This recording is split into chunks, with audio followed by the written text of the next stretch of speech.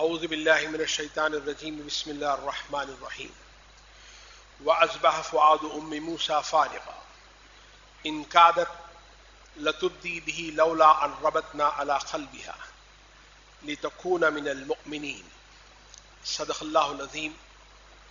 رب اشرح لي صدری ويسر لي امری واحلل عقدۃ من لسانی یفقهوا قولی. محترم سامنے کرام، میں نے آپ کے سامنے سورہ قصص آیت نمبر 10 کی میں نے تلاوت کی ہے.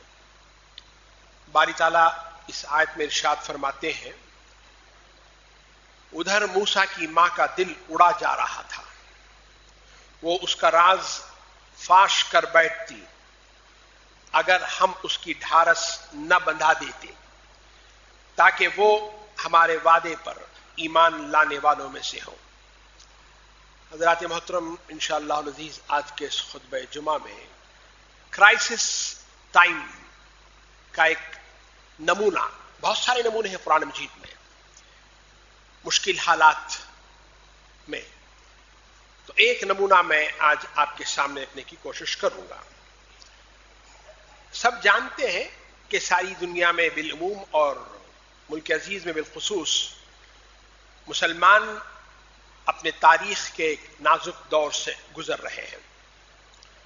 فرقہ پرستی تو پہلے بھی تھی، مگر آج کل فرقہ پرست حضرات جس قدر جری، بے باکی اور حوصلہ مند ہو چکے ہیں، شاید اس سے پہلے تاریخ میں کبھی نہیں ہوا ہوگا.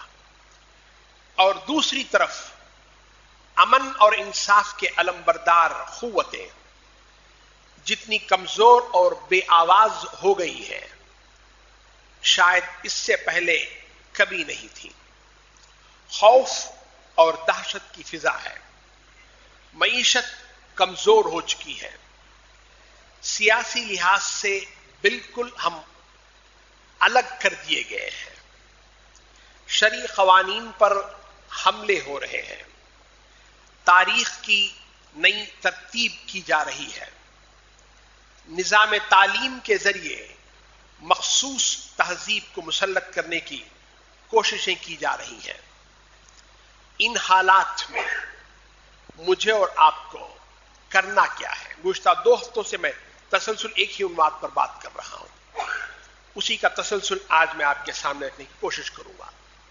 سورہ قصص مکی سورت ہے، اس کے آخری کی 2-4 آیات چھوڑ کر پوری مکمل سورت اللہ تعالیٰ نے حضرت موسیٰ علیہ السلام کے واقعے کو اس میں بیان کیا ہے.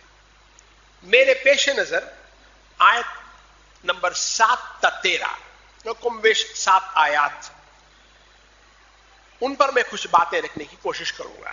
اور ان 7 تا 13 آیات میں اللہ تعالیٰ نے حضرت موسیٰ علیہ السلام کا ذکر نہیں کیا ہے، بلکہ ام موسیٰ کا ذکر ہے، حضرت موسیٰ علیہ السلام کی والدہ کا ذکر ہے. اور یہ بات تقریباً اس پر اجماع ہے کہ وہ نبی نہیں تھی، وہ نبی نہیں تھی، ایک عام عورت تھی. اور یہ بڑی اہم بات ہے، ایک عام عورت، ایک ماں، اس کے ساتھ کیا مرحلہ، کیا مشکل پیش آئی، اور اللہ نے اس کے ساتھ کیا کیا، کیسے اللہ نے اس کی مدد کی ایک عام انسان کے ساتھ. اور وہی اللہ آج بھی عام انسان کے ساتھ وہی مدد کر سکتا ہے. ان آیات میں مجھے بتانا مقصود یہ ہے کہ جب مشکل حالات آئے ہیں تو ام موسیٰ کا رویہ کیا رہا، اس کا بیہیویئر کیسے تھا. یہ وہ چیز ہے جو بڑی اہم ہے، جو ان آیات میں اللہ تعالیٰ نے میرے اور آپ کے سامنے رکھنے کی کوشش کی ہے. سب جانتے ہیں کہ مصر کی جو سرزمین تھی، وہاں بنی اسرائیل غلام بنائے جا چکے تھے، ان کی کوئی عزت نہیں تھی. ماحول میں، سوسائٹی میں ہر طرف ظلم، ڈر کا ماحول، ان کے بچے ان کی آنکھوں کے سامنے قتل کر دیے جاتے تھے. اس کے پیچھے یا تو آپ یوں سمجھیے گا کہ ایک پولیٹیکل موو تھا کہ ان کی نسل اگر بڑھ گئی نا، بنی اسرائیلیوں کی قبطی مائنورٹی میں تھے، اگر ان کی نسل بڑھ گئی تو کل کو کہیں یہ بغاوت کر نہ جائیں، یہ بھی ایک ڈر تھا اسے۔ دوسرا، فرعون نے خواب بھی دیکھا تھا کہ ایک بنی اسرائیل میں ایک بچہ پیدا ہوگا جو اسے مار ڈالے گا، تو اس کے لیے اس نے حکم دیا تھا کہ ان کے ہاں جو بھی بچہ پیدا ہوتا ہے اسے مار ڈالا جائے۔ فوج گھر گھر جا رہی ہے، تلاش کر رہی ہے کہ کس کے ہاں بچہ ہوا ہے، اور جہاں بچے کو دیکھا اسے مار ڈال رہی ہے۔ ان حالات میں حضرت موسیٰ علیہ السلام کی ولادت ہوئی ہے، اور ام موسیٰ گھبرا گئی ہے کہ اب پتہ نہیں میرے بچے کے ساتھ کیا ہوگا، اگر فرعون کو یا اس کی فوج کو پتہ چل گیا تو میرے بچے کو مار ڈالیں گے۔ ان حالات میں اللہ تعالیٰ ام موسیٰ سے بات کر رہا ہے۔ اللہ ارشاد فرماتے ہیں سورہ قصص آیت نمبر 7، وَأَوْحَيْنَا إِلَىٰ أُمِّ مُوسَىٰ أَنْ أَرْضِعِيهِ، ہم نے موسیٰ علیہ السلام کی والدہ کے دل میں بات ڈالی۔ وہی کہتے ہیں کسی بات کو سرعت کے ساتھ، تیزی کے ساتھ بتا دینا۔ ہم نے اس کے دل میں بات ڈالی۔ کیا بات ڈالی؟ ان ارضعیہ، کہ تو اپنے بچے کو دودھ پلا۔ دودھ پلانا تو ایک فطری تقاضا ہے ماں کا، وہ دودھ پلائے گی، دودھ پلائے گی۔ اس کا دوسرا معنی یہ ہے کہ ظاہر بات ہے بچہ جب بھوکا رہے گا تو روئے گا، جب بچہ پیٹ بھر کر رہے گا تو خاموش رہے گا۔ جب بچے کی رونے کی آواز سنیں گی تو فوج جو ہے لامحالہ آ جا سکتی ہے۔ ایک وقتی تدبیر، امیڈیٹلی تم کو کیا کرنا چاہیے گا، یہ اللہ نے اس آیت میں بتایا کہ اپنے بچے کو دودھ پلا۔ پھر اس کے بعد فرمایا جب تجھے اس کی جان کا خطرہ ہو۔ اب ایک دوسرا سچویشن، تو کیا کر؟ اللہ نے فرمایا فَأَلْقِيهِ فِي الْيَمِّ، دودھ پلانا ایک فطری جذبہ، دریا میں ڈال دینا ایک غیر فطری حکم، ایک غیر فطری حکم، سمجھ میں نہ آنے والی بات۔ یم کہتے ہیں ایک لانگ ڈیپ شالو ریور جس میں پانی روانی کے ساتھ جا رہا ہے، سوئمنگ پول نہیں، سوئمنگ پول نہیں، یم یہ دریا ہے جس میں اللہ فرماتے ہیں کہ اپنے بچے کو جو ہے تو اس میں ڈال دے۔ آپ کو پتا ہے مائیں جب بچے کو نہلاتی ہے نا تب میں چھوٹے سے تو اس میں پانی زیادہ نہیں رکھتی ہے کہ بچے کو تکلیف نہ ہو جائے، اور اللہ اس چھوٹے بچے کو کہہ رہا ہے کہ تو دریا میں ڈال دے۔ چلیے گا بکسے میں رکھ کر ہی ڈالیں گے، اگر بکسا اڑ گیا تو، اگر بکسا کسی چٹان سے ٹکرا گیا تو، اور پھر سب سے بڑا مسئلہ اسی راستے میں فرعون کا گھر ہے جس نے حکم دیا ہوا ہے کہ بچے کو جو ہے وہ مار ڈالا جائے، مگر اللہ نے یہ حکم دیا کہ بھائی آپ اسے ڈال دیں۔ پھر اللہ نے فرمایا اسی آیت میں اللہ نے اسے بشارتیں دی، خوف نہ کر، غم نہ کر، ہم اسے تیرے ہی پاس لے آئیں گے اور اس کو پیغمبروں میں شامل کر دیں گے۔ ظاہر بات ہے یہ جو پرومسز ہیں، اللہ کے وعدے جو ہے نا، حالت ایسی نہیں ہے کہ یہ مکمل ہوتا نظر آ رہے ہیں، کوئی اشارے نہیں ہیں، جان کے لالے پڑے ہوئے، جان بچانا مقصود ہے، اور اللہ فرماتے ہیں کہ ہم اسے واپس لے آئیں گے اور اسے رسول بھی بنا ڈالیں گے۔ گویا اس کی عمر بھی لمبی رہے گی، یہ مرے گا نہیں ابھی۔ خوف بچے کا مستقبل، غم میں نے اپنے بچے کو ہاتھ سے ڈال دیا دریا میں، یہ کچھ مت کر۔ یہ اللہ کا علم ہے، انسان کی سوچ اپنی جگہ میں ہوتی ہے۔ اچھا ہوا کیا؟ ہوا وہی جو ماں ڈرتی تھی، فرعون کے گھر والوں نے اسے اٹھا لیا۔ قرآن مجید کہتا ہے آیت نمبر 8 میں لِيَكُونَ لَهُمْ عَدُوًّا وَحَزَنًا، بچے کو اٹھایا ہے تو ظاہر بات ہے ایک اچھے مقصد کے لیے تحت اٹھایا ہوگا نا، لیکن قرآن کہتا ہے کہ وہ بچے کو اٹھا رہے ہیں اور ان کو پتا نہیں ہے کہ وہ بچہ ان کے لیے آگے چل کر حزن اور ان کا دشمن بنے گا۔ یہ اللہ کی پلاننگ ہے، اللہ اپنے کام اپنے طریقے سے جو وہ کرتا ہے۔ اس کے بعد اللہ نے فرمایا ان فرعون وہامان وجنودہما کانوا خاطئین، ان کی ایک پلاننگ تھی۔ قرآن کہتا ہے کہ they are going to miss the target، خطا کر جائیں گے وہ، ان کو پتا نہیں ہوگا. اپنی پوری پلاننگ انہوں نے کر لی ہے کہ اس بچے کو قتل کر ڈالنا ہے. اور قرآن کہتا ہے کہ وہ خطاکار لوگ ہیں, مجرم لوگ ہیں, وہ اپنے ٹارگٹ پر جو ہے وہ مکمل جو ہے وہ ہونے والے نہیں ہے. اچھا, ان کی سوچ کیا تھی؟ آگے آیت میں اللہ نے اس کا ذکر کیا. ذرا آپ تصور کیجئے گا, شاید ہو سکتا ہے فرعون بیٹھا ہوا دربار میں, سارے درباری بیٹھے وہ ڈسکشن چل رہا ہو کہ بھئی ہم نے آج اتنے بچوں کو مار ڈالا, اتنے بچوں کو پکڑا ہے, فلاں فلاں فلاں ہو رہا ہے. اس وقت میں امرؤۃ الفرعون اس بچے کو لے کر آتی ہے فرعون کے پاس میں, اور آ کر کہتی وقالت امرأۃ فرعون, فرعون کی بیوی نے فرعون سے کہا لا تقتلوہ, اسے مت مار, ان ينفعنا او نتخذ ولدا, شاید یہ ہمیں فائدہ دے دے یا ہم اسے بچہ بنا لیں, اسے ہم گود لے لیں گے, ہم اسے اپنا بیٹا بنا لیں گے. فائدہ دے دے یا ہم اسے بچہ بنا لیں گے. اور قرآن کہتا ہے وہم لا یشعرون, ان کو پتا نہیں تھا کہ آگے کیا ہوگا. انسان سوچتا یہ ہے کہ ہمارے پاس قوت ہے, اقتدار ہے, طاقت ہے, فلاں ہے فلاں ہے فلاں ہے, سب کچھ ہے.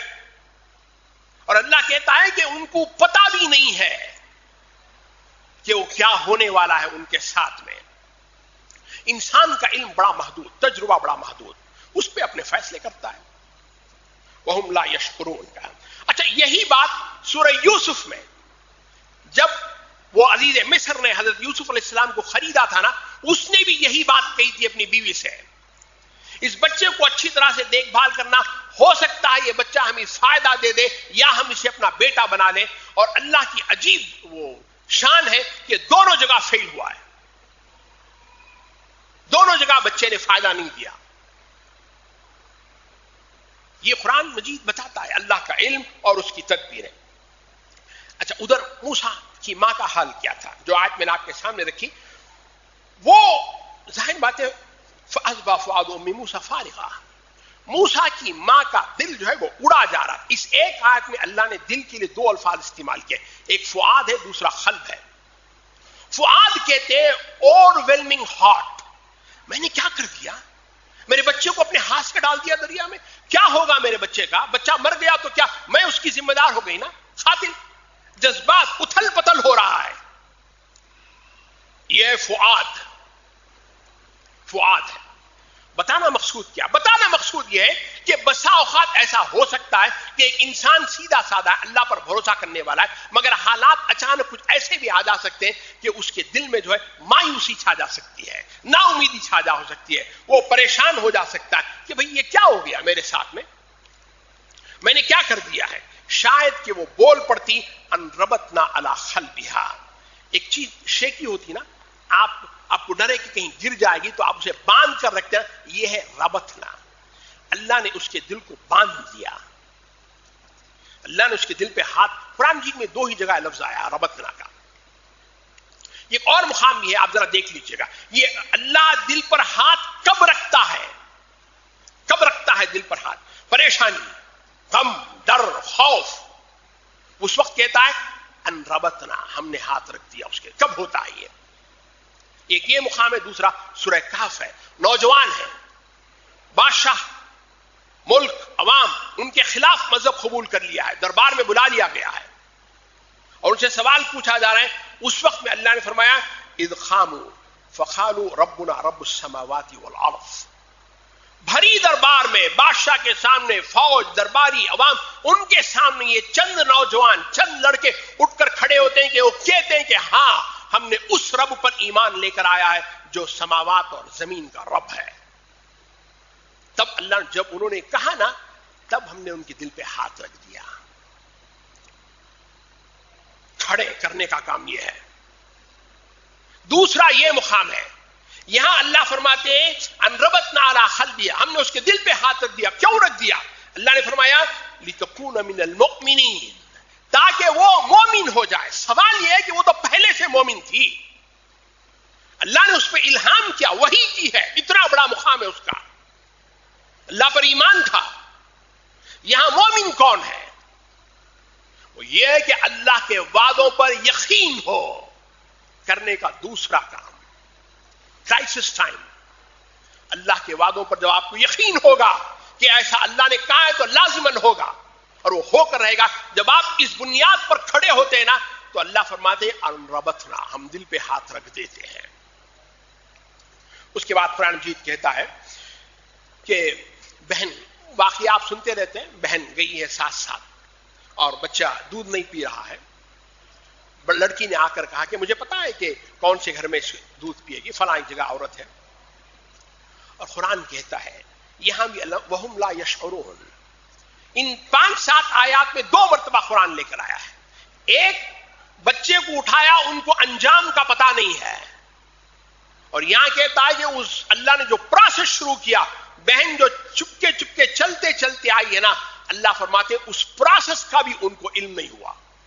وہ نہیں جانتے ہیں کہ اللہ کی پکڑ کہاں سے آئے گی اور کس وقت آئے گی اور کس حالت میں آئے گی، کیسے آئے گی. اللہ کا علم، اس سے کون ٹکرا سکتا ہے جو نہ تو نتیجہ جانتا ہے نہ پروسیس کو جانتا ہے. اللہ کے کتنی ہمت افزا آیات ہیں، دیکھیے گا کرائسس ٹائم میں. حضرات محترم، میں اپنی بات کو ختم کر رہا ہوں. اللہ قدرت رکھتا ہے موسیٰ کو ان حالات میں گزارے بغیر بھی مدد کر سکے، مگر اللہ نے گزارا ہے. ہوتا کیا ہے، قرآن مجید میں واقع کیوں رکھا ہے؟ جب بھی کوئی مصیبت آتی ہے، میں گزشتہ ہفتے بات کر رہا تھا ہمارے ایک دوست سے، ان کی شادی ہے اس مہینے میں دبئی میں. انہوں نے چھٹی لکھ کر دیا، 1 مہینے کی چھٹی ہے چاہیے. مالک نے بلایا اور کہا کہ ہمیشہ کے لیے چھٹی ہے. اب وہ بندہ یہ سوچ رہا ہے کہ بھئی میں نے تو چھٹی مانگی تھی 1 مہینے کی، مجھے نوکری سے نکال دیا گیا، آخر اللہ کر کیا رہا ہے؟ میرے ساتھ یہ مسئلہ کیوں آ رہا ہے؟ میں تو اچھے کے لیے دعا کرتا ہوں مگر حالات تو بد سے بدتر ہوتے جا رہے ہیں، ایسا کیوں ہوتا ہے؟ قرآن یہ کہتا ہے کہ اس لیے کہ تاکہ تم جو ہے اللہ کے وعدوں پر بھروسہ کرنے والے بنو. اللہ نے کہا کہ تم غالب رہو گے، وہ ہم غالب رہیں گے.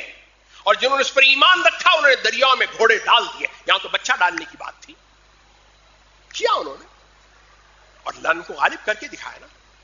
اور آخری میں بات ختم کر دی، اللہ نے فرمایا وَلِتَعْلَمَ أَنَّ وَعْدَ اللَّهِ حَقٌّ، تاکہ اسے جان لے کہ اللہ کا وعدہ حق ہے. حضرات محترم، رشتہ چاہے اللہ سے ہو یا بندوں سے ہو، رشتہ چاہے اللہ سے ہو یا بندوں سے ہو، کمزور ہونے کی سب سے بڑی وجہ یہ ہے کہ ہم رشتوں کو نبھاتے کم ہیں، آزماتے زیادہ ہیں. اور یقین مانیے گا قیامت تک کے لیے کوئی بھی انسان اس مقام پر نہیں پہنچے گا جہاں وہ اللہ کو آزمانے کی کوشش کرے. اقول قولی ھذا استغفر اللہ لکم ولسائر المسلمین والمسلمات.